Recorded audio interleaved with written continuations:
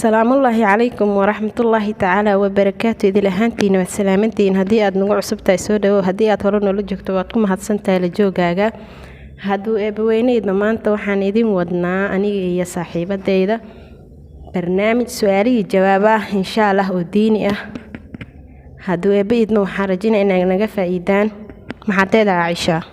وعليكم السلام ورحمة الله وبركاته. وحي هذا كاغا محد علينا ان مادام ايو عزوبتي جنال كاغا انا كان قيب قادنايو برنامج سؤال ديني marka ku dhawahay aad u mahadsantahay ma sha Allah.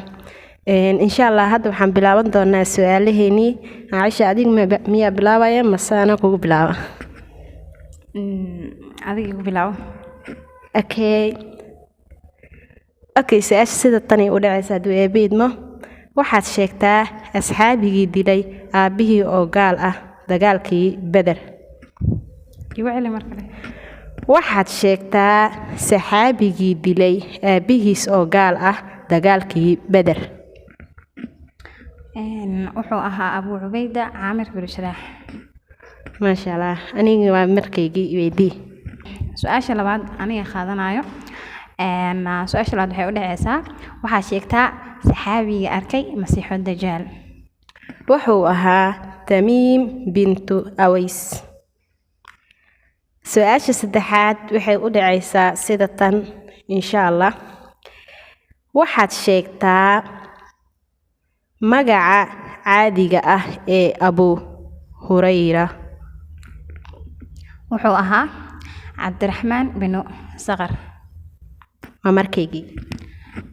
su'aasha afraad waxay u dhacaysaa sida tan waxaad sheegtaa saxaabigii uu baryadiisa Ilaahay aqbali jiray. haddii aan isku dayo su'aasha jawaabteeda waxay u dhacaysaa sida tan waxa uu ahaa Sa'ad bin Abi Waqqas radiyallahu anhu.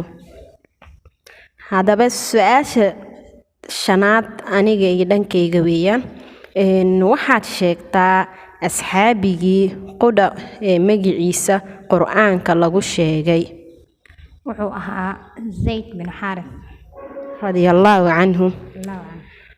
su'aasha xigta waa dhankaaga. waxaa sheegtaa saxaabigii geeridiisu ay 70,000 oo malaa'ig soo degeen.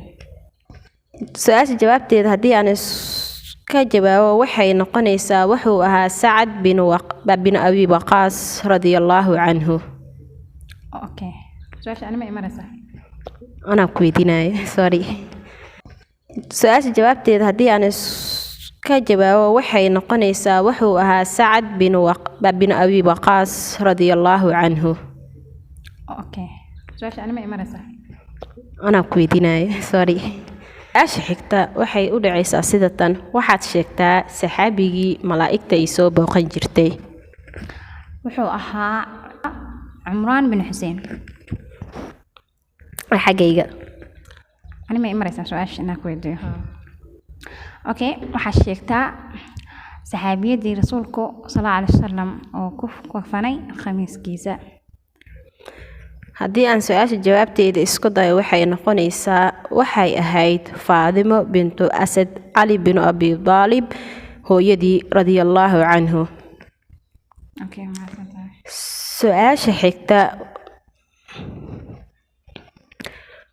su'aasha xigta waxaad sheegtaa munaafiqii nabiga sallallahu alayhi wasallam yidhi qofkii doona in uu shaydaan arko kaasi ha eego.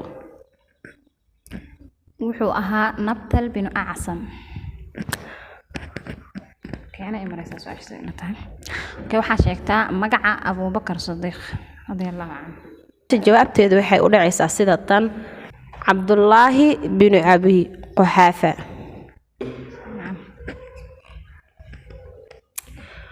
waxaad sheegtaa magaca Abu Jahal.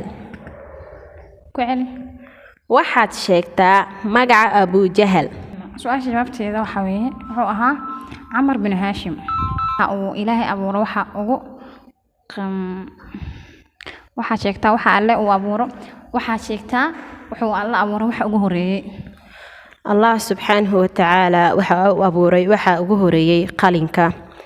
intaas waxaan kusoo afmeeraynaa su'aalahaynii adoo eebbe idmo intaa kulanti mid ka mid lacayna ku kulmi doono waxaan idinkaga tegnaa sidaas iyo ammaano Allah hanaga hilmaamin sheerta commentiga subscribe kaba intaba waxay inoo yihiin dhiirigelin insha Allah maanta barnaamijkeena waxaa marti ku ahayd Aisha waxaan ku leenahay Aish soo dhawaa janalkeena ku soo dhawaa insha Allah assalaamu calaykum